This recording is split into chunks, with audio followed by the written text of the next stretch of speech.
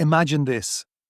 It's Monday morning and, in your work or whatever role you play in the world, you open up or see something in terms of the numbers that matter most to you. It might be cash, it might be your bank balance, it could be sales, it could be deadlines, it could be issues around a project, safety, quality, whatever it is that mattered most to you.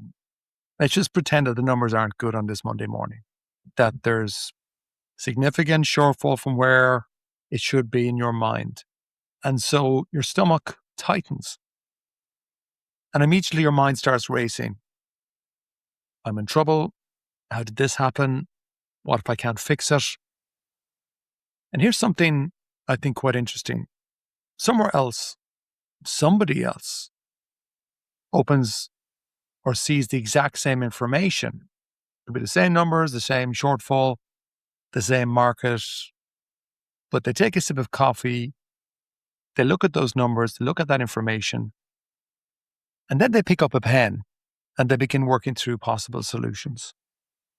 Same data, same facts, but a completely different experience and reaction. Now, that kind of thing fascinates me. Like, why can that happen? And I think the answer is one of the most important things that a person or anybody ambitious for having better in their work, their lives, their sport, whatever, can understand. Now, I think it's tempting to believe that the facts or the scoreboard creates your state of mind. It doesn't. The spreadsheet, the scoreboard, the data, the facts, they give you information. Your mind provides the meaning. And this is a huge distinction that I think is very, very easy to miss. And even if you know it, I think it's easy to miss. God knows, I think I know it, but I can still miss it. But it's something that I watch out for a lot in myself. A forecast might be predicting where the business is going, but it doesn't measure your thinking. It doesn't measure your assumptions. It doesn't measure the story that you're creating.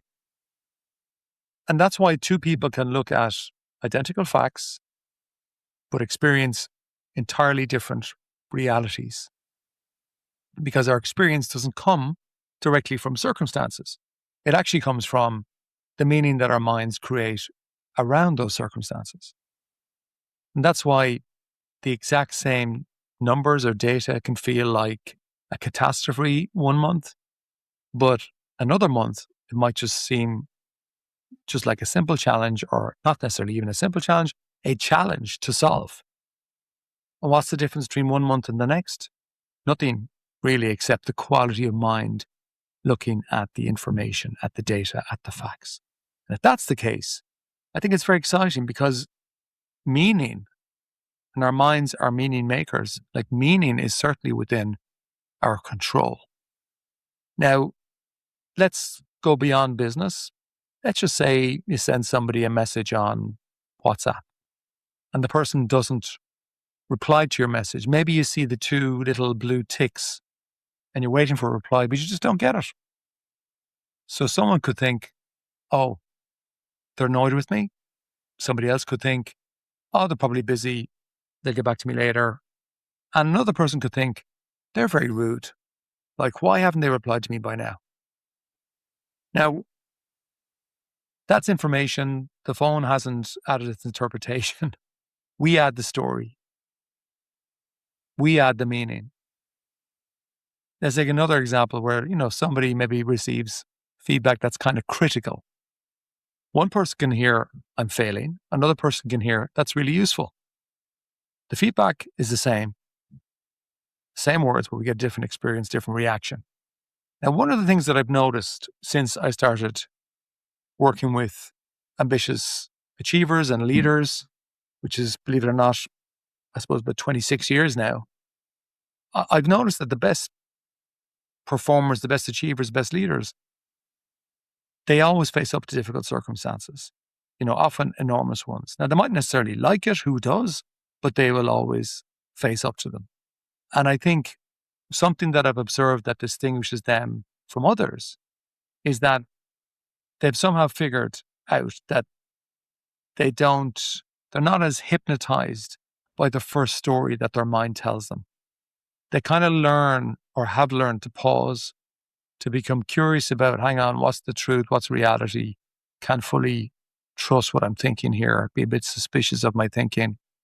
So instead of immediately believing every thought that arrives, they kind of step back because they kind of know that the first interpretation isn't always the most accurate, especially if they're stressed or upset or annoyed. Now, if you can imagine putting on a pair of glasses with, say, blue lenses, logically, everything's going to look blue. That's not because the world has changed. What's changed is you're looking through blue glass.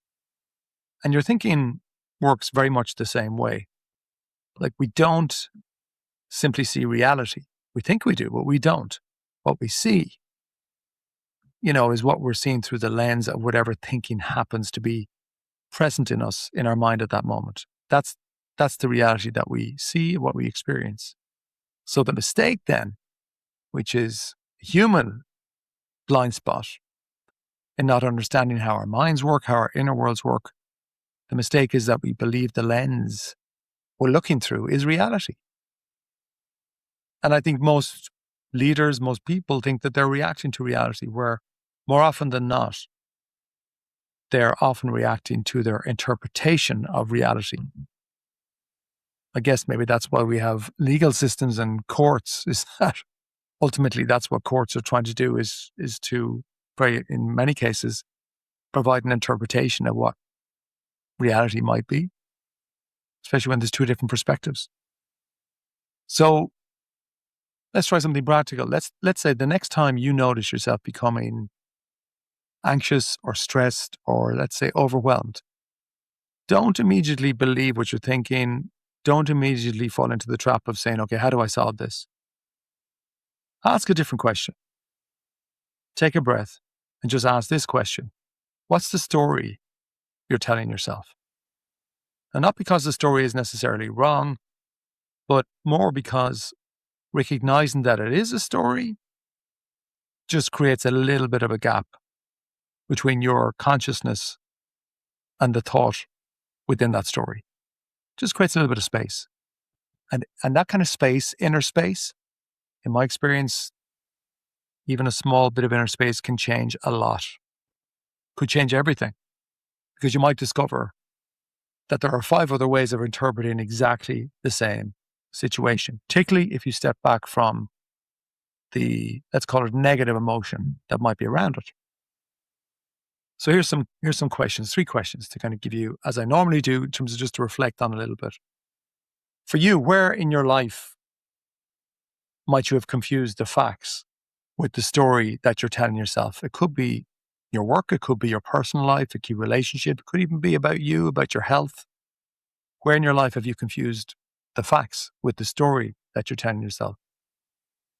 And if somebody who was calmer, maybe more detached from the emotion of the situation, they looked at that situation that you're in, what might they see that you're missing? Like, what perspective what they might have?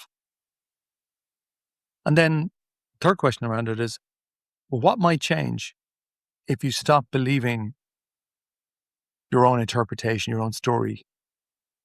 What might change? I think even being open to asking those questions in itself can shift something. And I suppose in summary, what I'm saying is, like, facts matter. They do. Reality matters. Of course, I'm a big fan of reality. But what I've also realized is that it's very hard for a lot of people to get in touch with reality. And I'm going to include myself in that. You have to work to watch how your mind can distort what reality really is. And I think leadership, in any context, work or personal, isn't about pretending difficult situations don't exist. Far from it. It's about recognizing that the meaning we create around all situations kind of determines the quality of our thinking about those situations, which ultimately is going to ripple into our behavior and our actions. So the quality of our thinking really determines the quality of our decisions. So, what I'm saying is, by all means, like, study the information, analyze the facts, understand the facts, plan carefully. But I think it's important to remember that, the facts are scoreboards, and spreadsheets can measure business and numbers can tell us certain things, but it doesn't measure the story that our minds are creating about that information. And I think one of the greatest leadership skills is learning to separate the two, to separate the facts from the story, or at least be willing to at least ask ourselves what the story is that we're telling ourselves. And as I like to say, have a gentle suspicion about my thinking in that story, no matter how much my ego wants to believe it or think that I'm right and everybody else is wrong. And just to close out, I think what I've learned, what I've seen myself, is that your circumstances, shape your decisions far less than the meaning your mind gives to those circumstances. And I think if we can learn to see the story that we're telling ourselves and have a gentle suspicion around it, to be curious about, challenging it, that's the start of reclaiming our mental freedom. And to me, that's everything. That's it for this week. Ciao for now.